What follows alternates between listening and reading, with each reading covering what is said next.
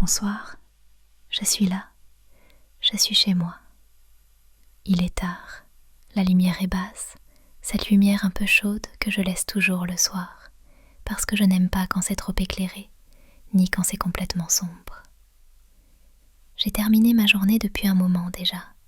J'ai fermé mon ordinateur presque machinalement, sans ce petit soulagement qu'on attend parfois. J'ai rangé quelque chose, laissé le reste comme il était, posé mes clés dans le bol près de l'entrée, retiré mes chaussures au même endroit que d'habitude. J'aime bien que certains gestes ne changent pas, ça me rassure plus que je ne l'admets. Et maintenant, je suis seule, pas seule dans le sens douloureux, juste seule comme je le suis souvent le soir, quand tout s'est arrêté autour de moi, quand plus personne n'attend de réponse, quand il n'y a plus de rôle à tenir. Et ce soir, j'avais envie de parler. Pas pour transmettre quelque chose, pas pour expliquer, pas pour être utile.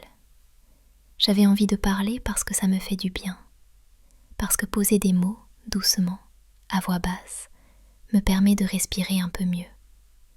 Comme quand on écrit dans un carnet sans ponctuation parfaite, sans plan, sans intention autre que celle d'exister un instant. J'avais envie de parler de ce qui me fait me sentir en sécurité, parce que c'est quelque chose dont j'ai besoin, moi aussi, là, maintenant, dans ce moment précis. Je crois que j'ai toujours eu une définition très particulière de la sécurité, très différente de ce qu'on imagine en général. Pour moi, ce n'est pas un endroit impressionnant, ni une situation idéale. Ce n'est pas le fait d'être entouré de monde, ni d'avoir une vie remplie. La sécurité n'a jamais été spectaculaire dans ma vie. Elle n'a jamais fait de bruit. Elle ne s'est jamais imposée. Elle était là, ou elle ne l'était pas. Ce sont des détails qui me rassurent, des choses simples, des habitudes presque invisibles, des gestes répétés, des moments qui ne méritent pas de photos, pas de récits particuliers. Et pourtant, ce sont eux qui font la différence. Ce sont eux qui donnent au corps l'autorisation de se relâcher. J'ai toujours été très sensible au calme. Même enfant, peut-être surtout enfant. Je préférais les endroits à l'écart, les pièces un peu vides, les moments où le bruit retombait enfin. Les fêtes trop animées, les voix trop nombreuses, l'agitation constante, ça me vidait plus que ça ne me réjouissait. Je me sentais mieux quand ça ralentissait, quand les mouvements devenaient plus lents, quand personne ne me sollicitait.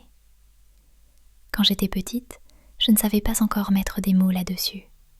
Je savais juste que certains moments me faisaient du bien, sans raison claire. Je me souviens très bien du canapé du salon, toujours le même, trop grand pour moi à l'époque. Je m'y endormais souvent le soir, sans vraiment décider de dormir. La télévision était allumée, mais très bas. Pas pour regarder, juste pour sentir une présence sonore, un fond. Quelque chose qui remplissait l'espace sans me demander d'attention. Je me réveillais plus tard, parfois au milieu de la nuit, un peu confuse. Et il y avait ce plaid sur moi, toujours. Un plaid qui n'était pas là quand je m'étais endormie. Je ne me souvenais jamais du moment où quelqu'un l'avait posé. Il n'y avait pas de souvenir précis. Juste une certitude. J'étais couverte, protégée, en sécurité. Et je pouvais me rendormir sans réfléchir. Il y avait aussi la cuisine, le soir. La lumière légèrement jaune, le carrelage froid sous les pieds, la table, les chaises qui faisaient un bruit particulier quand on les tirait. Je m'asseyais et je parlais. Pas de choses importantes, des histoires d'école, des petites humiliations silencieuses, des pensées étranges que je n'aurais jamais osé dire ailleurs. Je parlais lentement, je me perdais parfois dans mes phrases, je revenais en arrière, je m'arrêtais au milieu sans savoir comment continuer. Et en face de moi, mon père était là. Il ne faisait rien d'extraordinaire, il ne me regardait pas constamment. Il pouvait ranger quelque chose, boire son café, s'appuyer contre le plan de travail. Mais il écoutait, vraiment, Il ne m'interrompait pas. Il ne cherchait pas à arranger mes émotions. Il ne me disait pas ce que je devais ressentir. Il restait. Et je crois que c'est là que j'ai appris, sans le formuler, que la sécurité, pour moi, c'était ça. Quelqu'un qui reste sans parler. Quelqu'un qui ne se sent pas obligé de remplir les silences. Quelqu'un qui ne fuit pas quand ça devient flou. Avec lui, je pouvais tout dire, absolument tout.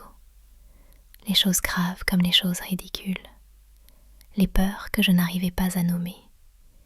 Les moments où je me sentais trop, ou pas assez. Les histoires d'amour où je faisais semblant d'aller bien devant les autres. Les jours où je pleurais sans comprendre pourquoi. Devant le reste du monde, j'ai toujours été plutôt solide. Celle qui tient, celle qui écoute, celle qui relativise. Mais avec lui, je n'avais pas besoin de faire semblant. Je pouvais pleurer vraiment, sans m'excuser, sans me reprendre, sans me juger. Il ne cherchait jamais à corriger ce que je ressentais. Il ne disait pas « ça va passer ». Il ne disait pas « ce n'est pas grave ». Il me laissait aller au bout. Et je crois que c'est pour ça qu'aujourd'hui encore, ma manière de parler est restée la même. Lente, un peu décousue, avec des silences. Comme si, quelque part, je continuais à parler à quelqu'un qui écoute vraiment. Comme si je cherchais encore cette sensation-là, celle de ne pas avoir besoin d'être forte. Après que cette présence-là a disparu, la sécurité a changé de forme. Au début, je ne m'en suis pas rendu compte tout de suite. Je continuais à vivre, à avancer, à faire ce qu'il fallait faire. J'avais mon appartement, mes habitudes, mon travail, mes horaires. Je rentrais le soir, je préparais à manger, je regardais parfois une série sans vraiment la suivre. De l'extérieur, tout avait l'air normal. Mais à l'intérieur, il y avait ce silence nouveau. Un silence différent de celui que j'aimais enfant. Un silence plus nu, plus brut. Un silence qui ne contenait plus quelqu'un. Je vivais déjà seule, mais ce n'était pas la même solitude. Avant, c'était une solitude choisie, reposante. Là, c'était une solitude que je devais apprivoiser. Les premières nuits ont été étranges. Je me couchais tôt, je me levais tard. Je me réveillais souvent sans raison précise. Je restais parfois assise sur mon lit, dans le noir, sans savoir quoi faire de mes pensées. Mon corps cherchait quelque chose de familier et ne le trouvait pas. Alors j'ai commencé, sans vraiment m'en rendre compte, à fabriquer de la sécurité moi-même. Pas d'un coup, pas consciemment, par petites touches, comme on réapprend à marcher dans un endroit qu'on connaît déjà, mais qui a changé. Aujourd'hui, ma sécurité ressemble à ça. Elle commence souvent par la lumière. Cette lumière chaude que j'allume toujours dans le salon. Jamais celle du plafond. Toujours une lampe, un coin de pièce éclairé, le reste un peu dans l'ombre. J'aime quand tout n'est pas visible, quand l'espace semble plus petit, plus contenu. Parfois, je m'assois par terre, dos au lit, sans raison particulière. Le sol est froid au début, puis je m'y habitue. Sentir quelque chose de solide sous moi m'aide à me poser, comme si mon corps comprenait qu'il peut s'arrêter là. Je me fais souvent une boisson chaude, peu importe laquelle. Ce qui compte, c'est la chaleur, le mug entre mes mains, la vapeur qui monte doucement. J'attends toujours un peu avant de boire.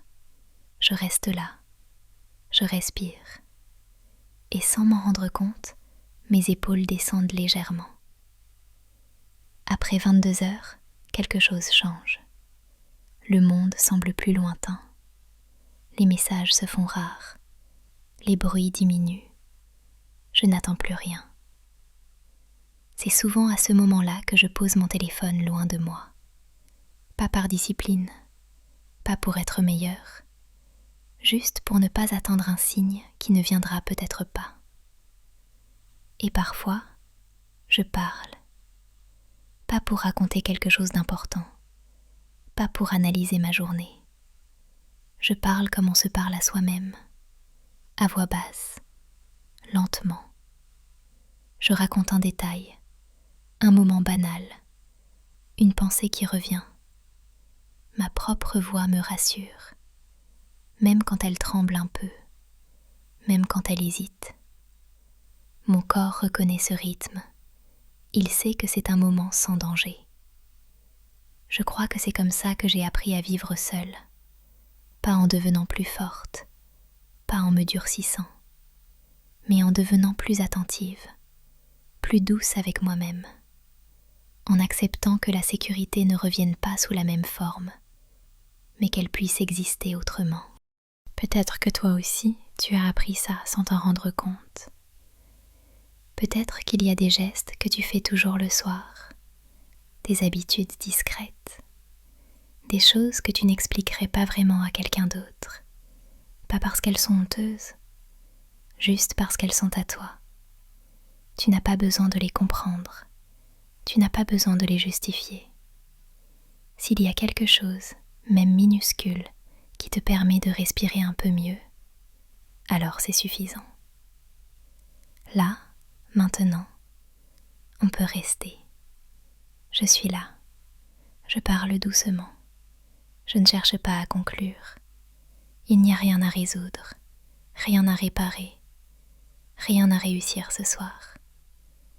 On peut laisser le silence s'installer entre les mots, le laisser être là, simplement.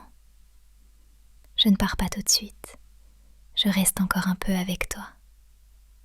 Et quand tu sentiras que ton corps devient plus lourd, quand ta respiration ralentira toute seule, tu pourras te laisser glisser doucement vers le sommeil. Bonne nuit, que ta nuit soit calme, lente, et que tu te sentes en sécurité, ici, maintenant et jusqu'au matin.